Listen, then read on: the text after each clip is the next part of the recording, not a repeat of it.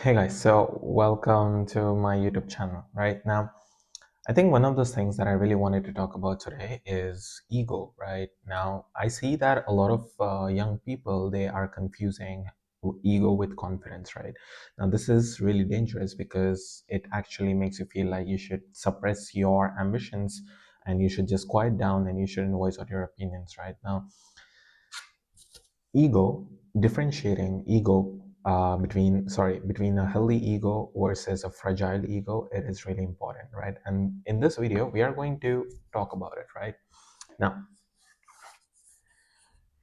this is the whole thought process that goes right now. Let's say you have an insecurity, right? And when you have an insecurity, let's say you are not good at football, right? So what happens is that you are looking for validation from people who play football good, or people from around you, so, just so that they can boost you saying that you play good, right? Now once that happens is that you have a sense of fake confidence, which in turn what happens is you go into a professional match and then you realize that okay, there are levels to this, and which will actually destroy your ego in a really brutal way. Now if you have that fake confidence, it's going to develop a fragile ego, right? And which is what a lot of people have. When you see when nowadays what we're seeing in school is that every kid is receiving a prize, which is something that didn't happen back in our days and back in our I wouldn't say generation, but this is something that didn't happen when I was in school, because we knew that first place is first place, second place is second place, third place is third place, and that's it. The rest of all those people are just participants, right? So that is actually making a lot of people develop a fragile ego. Right now, think of it on this, right? You have a lot of the greatest sports people in the histories, in the history books today. I'm talking the greatest warriors as well, the greatest people that you might have seen in the history books, and every single person had an ego, right? And no, this is not a gender war. This is not about men having ego or women having ego. This is I'm being complicit about this. So if once you have that fragile ego, right, what happens now? Sorry, coming back to it, if you have a fragile ego, that will in turn give you you will get angry when someone criticizes you to do anything at all, or if they show you a different way to do things. Now this was this is actually the riskiest step that would take place. The reason why is because there are going to be people who are better than you. There are always going to be people who are better than you, good looking than you, and financially richer than you, right? Now if you see the thought process of this, right, just put yourself in a position and think of one insecurity that happened and you just went through all these phases, right? Break it down and think through it. Right now, if once you get angry at criticism, this will lead to toxic behavior. Now if you have a toxic behavior, you will notice that a lot of people start resenting you, you start resenting people, you start hating yourself, and which will actually make you a worse person in the long term, right? And okay, once you have like recognized this pattern, right, now I want you to shift to this side, right? First step, right? First step is being self-aware of your shortcomings, of things that you are doing, things that you're not good at, things that you're good at. And once you have that self-awareness, the second step is acceptance. Okay, accept it.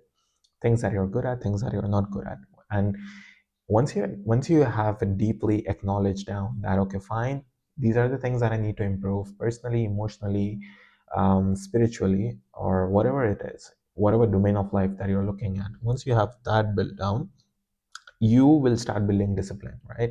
Now, one instance, right, one of the most toxic behavior patterns that you might have seen is children shouting at their moms. Now once you just decide on a habit that okay, fine, this is a toxic behavior that I'm doing, so I'm gonna start building discipline around it, where I'm not gonna speak to my mom in a loud voice, right? You will start building discipline, and through that you will earn confidence. Is that you had the ability, you had the capacity within you to overcome the shortcoming, which will give you a boost of confidence, which is going to be real, it's not going to be fake. And once you have that confidence, right, this will start developing into an healthy ego, right? Now, through this step, okay, now let's take the same thing that I told, right? Being toxic to your mom, and then you decided that you're gonna be disciplined and you're not gonna talk to her in a loud way. So once you have that confidence in, and you will start developing a healthy ego in the way that you can say that yes, I'm a better human. Yes, I don't speak to my mom in a louder, I don't speak to my mom in a loud way. And you will have that, what do you say, that self-respect that comes in, and you actually come into a position where you can start guiding better. You might have seen this pattern happening if you've got siblings, where the first sibling has learned this thing and they try to pass it down to you. And you might be kind of like resenting it, revolting it. Okay. And once you have that healthy ego done, and this will give you a calm ambition, right? So this calm ambition is by far the most important thing, what it is, right? Now,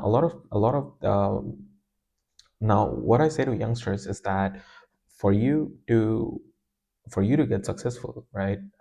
You there the bar is really low, right? And when I say the bar is really low, is that you just need to do a few things and you're pretty much set for life against a lot of your peers. Right now, if you take an example of people who were growing up in 80s 70s, right now everyone was a hard worker, right? So what did people need to do if they wanted to become successful, or if they wanted to get certain financial things in place or anything at all? What did they do? They just needed to outwork them, right?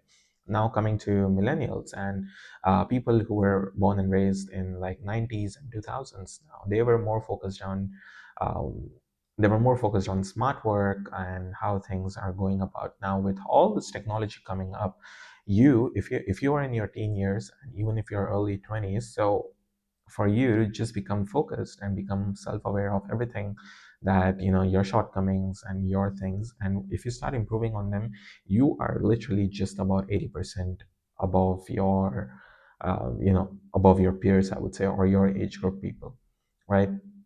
So I would say it's that just make sure that you have this acknowledged, and do not confuse confidence with ego, which will actually be a really bad driver for you in the long term. And once you have these things in place, you will start developing a healthy ego, right? Let's look at Cristiano Ronaldo, right? He keeps on saying that he's the best, he's the greatest footballer who's lived. And one of the other aspects of ego is that you need to make it quantifiable. See, there was this really great quote by Muhammad Ali, is that it's not bragging if you can prove it, right?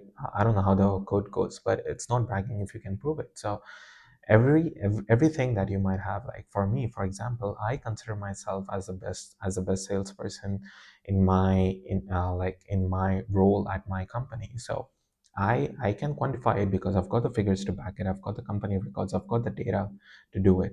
So get all those data points, see where you're lacking, see where you can improve, and pretty much you can go on from there.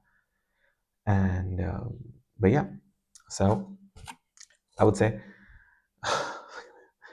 is that start developing a healthy ego. It is really good for you. There's no harm in it, and once you have that thing separated, you will actually go a long way. But yeah.